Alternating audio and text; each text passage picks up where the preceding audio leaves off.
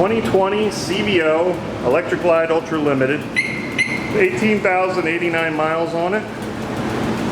Of course, the CVO is the top-of-the-line model in the Limited. Comes with highway pegs. It comes with a passenger or driver backrest. Sorry. Heated grips, 6-speed transmission, 117 cubic inches.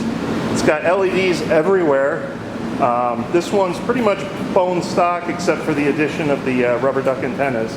They're a lot shorter than the original ones. It's got that beautiful Kahuna accessories on it, on the floorboards and on the grips.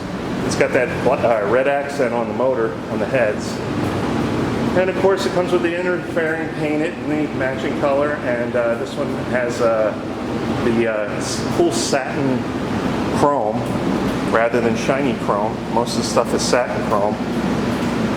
Of course it's got the air deflectors, LED driving lights. This thing's the whole package. Very interesting color. I believe we only sold 2 of these in 2020. I haven't seen many around, and this one was really well taken care of. So come on in, take a test ride today.